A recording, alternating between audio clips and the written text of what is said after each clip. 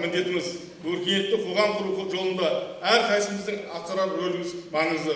Сырлы созақтан шыққан ұлы тұлғалардай біз де ұрлықты емес, өрелі істерінде мақтанайық. Білімін қаруланған еңбегін елге пайдасын тигізетін жас буын тәуелсіз Қазақстанның ең үлкен байлығы. Ендеше алған әсерлеріңізді іске асырып, армандарыңызды мақсаттарыңызды нақты нәтижеге айналдырыңыздар. Болашақ сіздердің қолдарыңызда. Барлықтарыңызға сәттілік және жарқын жетістіктер тілеймін. Назарларыңызға рахмет.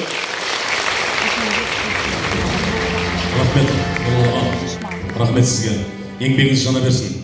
Осы елдің қызметінде, елдің тыныштығына, жарқын болашағымызға қызмет жасай беріңіздер. Рахмет сіздерге.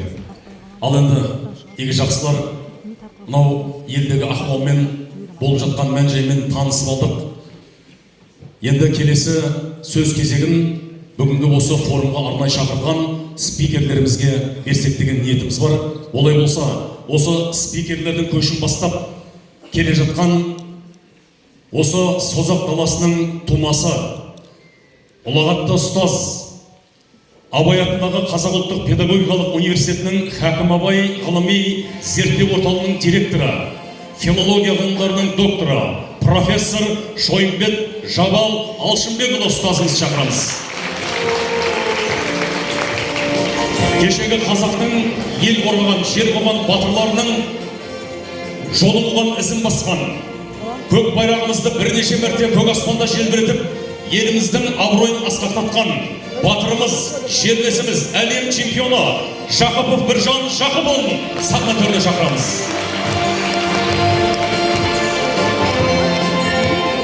Және де жерлесіміз қазіргі бүкіл Instagram, TikTok, YouTube, WhatsApp желілерінде, жалпы интернет желілерінде өзінің ерекше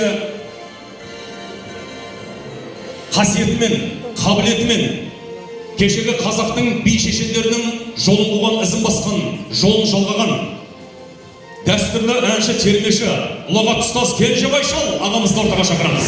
Созақ ауданының құрметті азаматы. Ал енді келесі қонағымыз ерекше қонақ.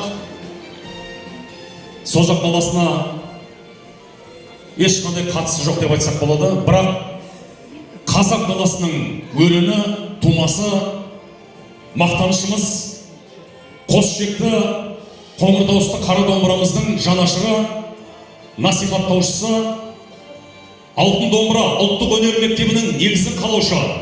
Естеріңізде болса, 3200 күйшіні домбырасымен бір мезетте қазақтың күйін орындатып, бүкіл әлемге рекорд жаңартқан, рекорд орнатқан сал сері, әнші, боксер, патриоттық әндерді орындаушысы, алдарыңызда Ескендір Ыбырайым, қошеметтеріңіз.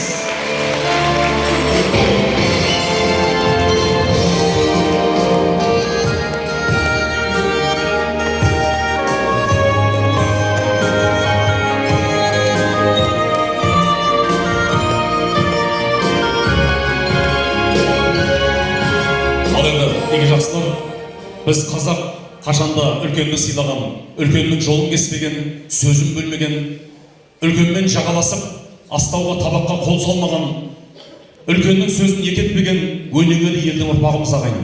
Сондықтан да осы көшті бастық білген құрметті Жабал ағайымыз, ұстазымыз сөзді де бастаса екен. Қошеметтеріңіз ұстазымызға.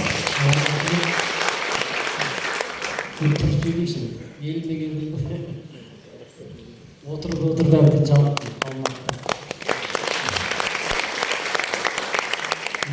Құрметті қауым, өткенде былтырып, негізде бір ойыма келді, Республикалық ұлттық қауіпсіздік комитеті шақырды, Өңкей полковник, ағаймен сығай, дәріс оқып жатырмын.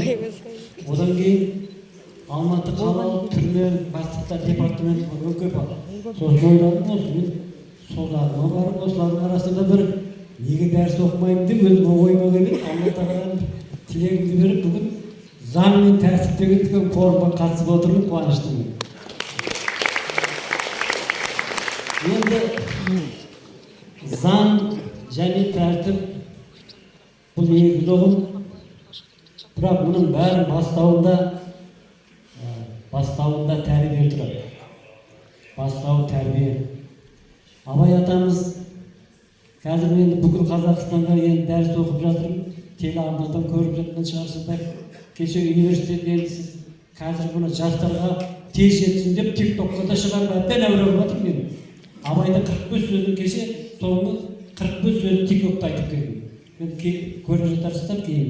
Ондағы айтайын дегенім, себебі заң мен тәртіпті ұғынуыма себеп болған тәртіпті жаңа айтты ғой. Бауыржан атамыздың сөзін мысалға келтіріп айтты жаңағы ішкі істердің бастығы. Мұндағы мәселе тәртіп туралы Бауыржанның өнегесін көрген рухани інісі, туысы Мекемтас Мырзахметұлы, менің ұстазым, осы жақында қайтыс болды 97 жасында. Сол Жабал, мен Бауыржанның тәрбиесін алдым. Енді мен сені тәрбиелейін деп, мені 50 жылдай тәрбиеледі. Кеше 97 жасына шейін. Сондағы айтқан өнегесі маған бірінші қандай істі де әділеттілік керек, одан кейін тәртіп керек. Көрдіңіздер ме? Мұны мен бүкіл өміріме қағид еттім.